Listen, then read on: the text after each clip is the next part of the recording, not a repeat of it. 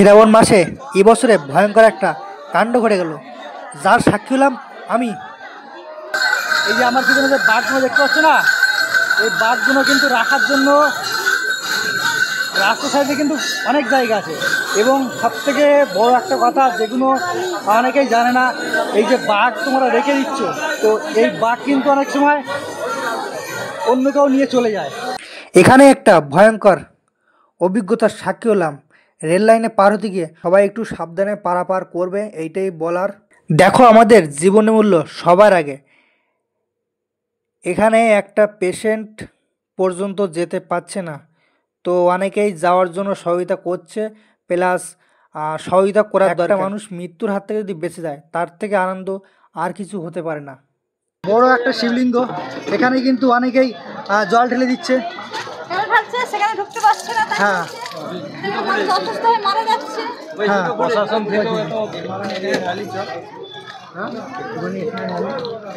Actually main যে মন্দির, সেই মন্দিরে শিবলিঙ্গে কিন্তু জল কিন্তু ঢালতে পারছে না। অনেকে কিন্তু ভিড়ের চাপে অসুস্থ হয়ে যাচ্ছে, যে কারণে বাইরে যেসব শিবলিঙ্গ আছে সেসব শিবলিঙ্গে কিন্তু জল ঢেলে দিচ্ছে। গত বছর আমার এই তারকেশ্বরে পা দিয়ে জীবনটা অনেকটাই পরিবর্তন হয়েছিল। হে গাইস, কেমন আছো তোমরা? আশা করছি খুবই ভালো আছো। Welcome back to my channel new blog. তো অনেকদিন পরে তোমাদের সামনে চলে আসলাম। কিছু প্রবলেমের কারণে এতদিন ভিডিও আসেনি, প্রায় 2 থেকে 3 মাস। তো আজকে চলে আসলাম, যেহেতু শ্রাবণ মাস বলে কথা।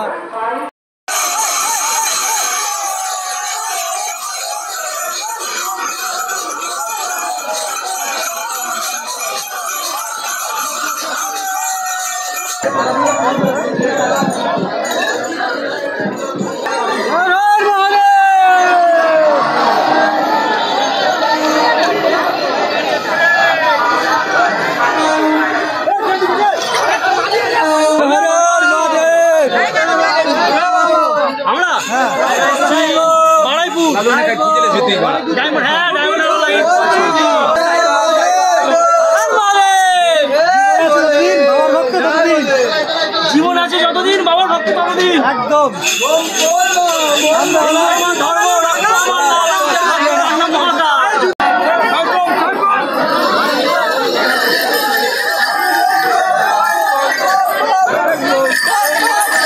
মালিক না ভালো। কত টাকা থেকে শুরু দাদা? 100 টাকা, 200 টাকা, যে যেরকম। 100 টাকা।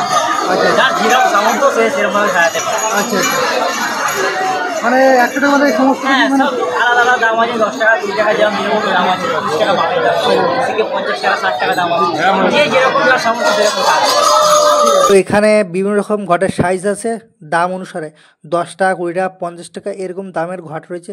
এবং আনুমানিক 400-500 টাকা খরচা হবে বাঘ সাজাতে। আর এখানে যারা আছে তারা কিন্তু সবাই গঙ্গার থেকে জল তুলে কিন্তু তারকেশ্বরের উদ্দেশ্যে যাচ্ছে। আর একটা কথা, বাচ্চাদের কিন্তু এখানে নিয়ে আসবে না, নিয়ে আসলে কিন্তু অনেক সময় হারিয়ে যাচ্ছে, যেটা আমরা জানতে পারছি। ও অনেক বাচ্চা কাচ্চা নিয়ে আসলে কিন্তু অনেক সময় অনেক বিপদ হয়ে থাকে। তো যাই হোক, সবাই যেন ভালোভাবে যেতে পারে তারকেশ্বরের উদ্দেশ্যে। আর বাড়িতে কেউ যদি আসো, তাহলে খাবার টাবার নিয়ে আসার দরকার নাই, কারণ রাস্তাঘাটে অনেক খাবার দাবার পেয়ে যাবে। আর নিজেদের সেফটি রেখে অন্য ওদের সতর্ক করবে, কারণ এইটাই আমাদের কাজ। আর সবাই যেন সুস্থভাবে তারকেশ্বরের উদ্দেশ্যে যেতে পারি। সকাল থেকে এখনো কিচ্ছু খাইনি, বাড়ি থেকে না খাই বেরিয়েছি। আর এখন কিন্তু দাঁড়িয়ে আছি শারগুড়িতে, মানে জনজুয়ারে রাস্তায় ঢল নেমেছে বাবার তীর্থযাত্রীদের।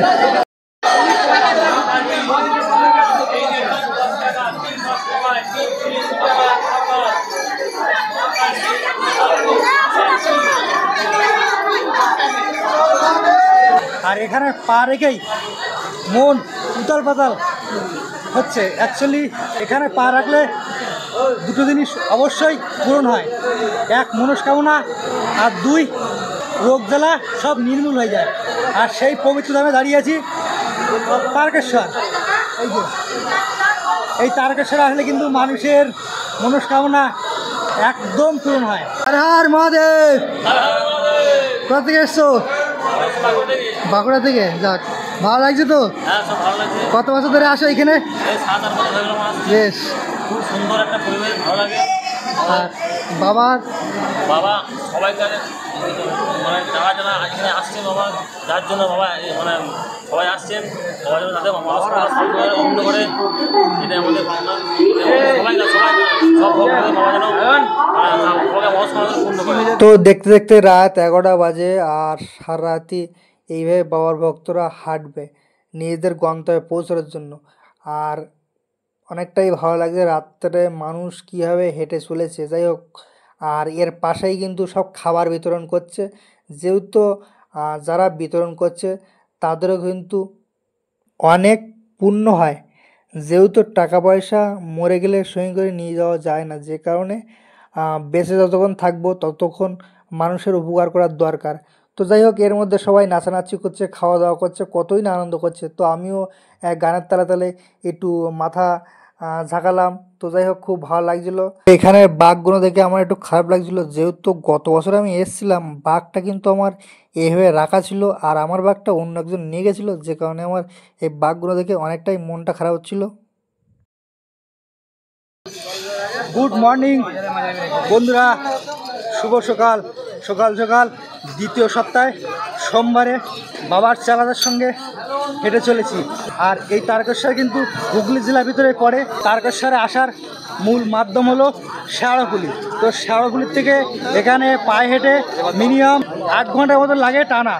আর থেমে থেমে আসলে 10 থেকে 12 ঘন্টা লাগে। বাবার চেলারা কিন্তু এখানে সব বসে আছে, মানে এক প্রকার সারা রাত ধরে হেঁটেছে, এখন সকালের দিকে একটু বসে বিশ্রাম নিচ্ছে। তো এখনও কিন্তু লক্ষ লক্ষ মানুষ এভাবে পায়ে হেঁটে কিন্তু তারকেশ্বরের উদ্দেশ্যে যাচ্ছে। আর তার সঙ্গে সঙ্গে কিন্তু অনেকেই রাস্তার 2 সাইড দিয়ে কিন্তু বিশ্রাম নিচ্ছে। অনেকেই এই রাস্তা সাইডে কিন্তু বাঘ ঠাক রেখে দেয়, এবং ছোটোখাটো যে বাঘগুলো আছে সেই বাঘগুলো কিন্তু অনেক সময় অন্য কেউ নিয়ে চলে যায়। তার কারণটা হচ্ছে যে যাদের বাঘ যদি কখনো ফুটো হয়ে যায় বা জল যদি পড়ে যায় বা নষ্ট হয়ে যায়, তো সেক্ষেত্রে সেই মানুষটা কিন্তু সেই ভাঙা বাঘটা বা খারাপ বাঘটা রেখে কিন্তু অন্য কারোর বাঘ নিয়ে চলে যায়। তো এইটা আমার সঙ্গে আগের বছর হয়েছিল, তো আমার অনেকটাই খারাপ লেগেছিল। এই জিনিসগুলো করা উচিত না। যাই হোক, তো বাবার পাগলা ভক্তরা কিন্তু তারকেশ্বরে শিবলিঙ্গে মাথায় জল ঢালতে যাচ্ছে। তো শিব শব্দের অর্থ হলো মঙ্গল, আর লিঙ্গ শব্দের অর্থ হলো প্রতীক। তাই শিবলিঙ্গ শব্দের অর্থ হলো মঙ্গলের প্রতীক। শিবলিঙ্গের ওপরে 3টি সাদা তিলক থাকে, যাহা 3টি অংশ দ্বারা গঠিত। প্রথম অংশ শিবপীঠ, দ্বিতীয় অংশ বিষ্ণুপীঠ, তৃতীয় অংশ বরক্ষপীঠ, যা আদি অন্তরহীন সত্তার প্রতীক।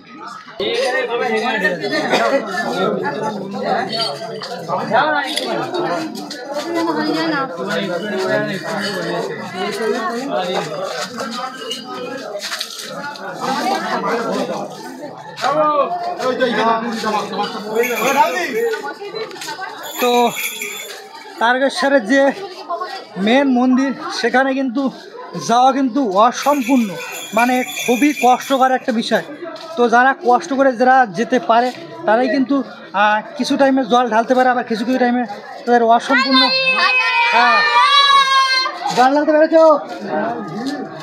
তো অনেক কিন্তু জল এই সাইড সিনে যেসব শিবলিঙ্গ আছে সেসব শিবলিঙ্গে কিন্তু জল ঢেলে দিচ্ছে।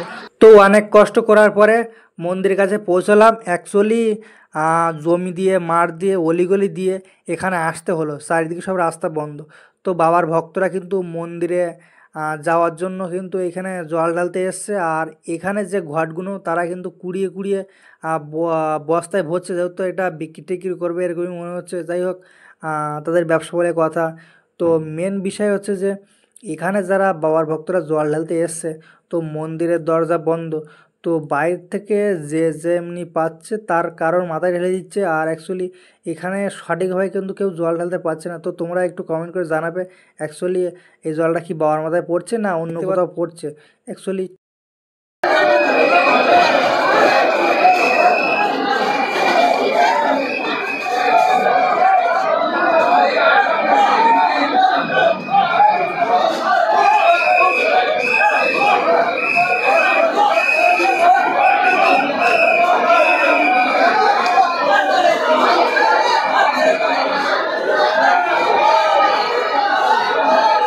তো গাইস তারকেশ্বরের যে মূল মন্দির, সেই মন্দির এখান থেকে ঘুরে আসলাম, যেহেতু বাইরের থেকে যতটা পেয়েছি দেখেছি, আর ওখানে এতটা ভিড়, অনেকেই বাইরে যেসব শিবলিঙ্গ আছে সেই সব শিবলিঙ্গে কিন্তু জল ঢেলে দিচ্ছে, যে কারণে এখানে কিন্তু এই যে শিবলিঙ্গের মাথায় কিন্তু জল ঢেলে কিন্তু তাদের মনস্কামনা অবশ্যই পূরণ হবে। এখানে কিন্তু অনেকগুলো শিবলিঙ্গ আছে পরপর, তাই তো। তো এখানে এই যে বড় একটা শিবলিঙ্গ, এখানে কিন্তু অনেকেই জল ঢেলে দিচ্ছে। কেন ঢালছে সেখানে ঢুকতে পারছে না, তাই হ্যাঁ মানুষ অসুস্থ হয়ে মারা যাচ্ছে। হ্যাঁ,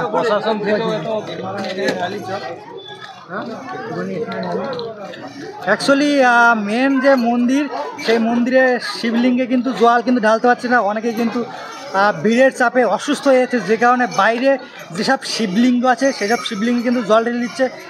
বাইরে এসে কিন্তু আমি এখানে অনেকগুলো শিবলিঙ্গ দেখতে পেলাম। ভারতবর্ষের যে কটা জাগ্রত মন্দির আছে তার মধ্যে অন্যতম এটি একটি। এই মন্দির 1729 খ্রিস্টাব্দে নির্মিত হয়। খুবই জাগ্রত এই তারকেশ্বরের মন্দির। তো এটা হচ্ছে মন্দির ঠিক পাশেই দুধপুকুর, মানে শিবগঙ্গা বলা হয়। তো মানুষের রোগ জ্বালা সব কিন্তু দূর হয়ে যায় এই পুকুরে ডুব দিলে। তো আমরা আস্তে আস্তে পুকুরের ঘাট থেকে বেরিয়ে যাচ্ছি। তো অনেকটাই ভালো লাগলো এখানে এসে।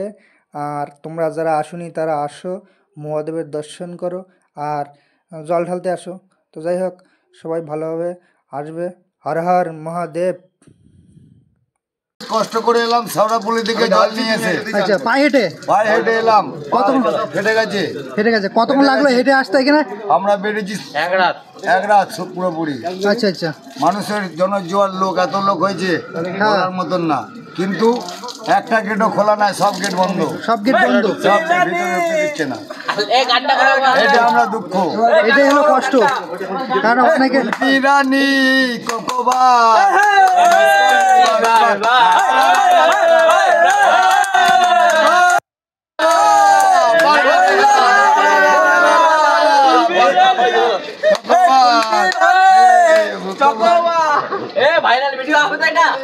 সে দেখা যাক, দেখি ভাইরাল হয় কিনা। একদম একদম। তারকেশ্বরে অনেকে আসে কিন্তু অনেকের ইচ্ছা পূরণ হয় না, জলটা কিন্তু অনেকে ঢালতে পারে না। তারপরে কিন্তু মনের যে কনফিডেন্স, সেই কনফিডেন্স নিয়ে কিন্তু বাড়ি ফিরে যাচ্ছে, আবার পরে বসে আসবে। সবাই একটু সাবস্ক্রাইব করে দেবে। তো যাই হোক, অনেকক্ষণ সময় কাটালাম তারকেশ্বরে। আর তোমাদের এই ব্লগটা কেমন লাগলো কমেন্ট করে জানাবে। আর যদি ভালোবাসা দাও অবশ্যই আবারও আসবো খুব তাড়াতাড়ি তারকেশ্বরে। কবে আসবো জানি না। তো যাই হোক, হর হর মহাদেব। সবাই ভালোভাবে থাকবে, সুস্থ থাকবে আর নিজের খেয়াল রেখে ভালোভাবে চলাফেরা করবে। এবং সবাইকে একটাই কথা বলার, চ্যানেলটা সাবস্ক্রাইব করে আমাদের পাশে থাকো, তাহলে পরবর্তীকালে ভিডিও যখনই করবো সবার আগে পেয়ে যাবে। তো টাটা।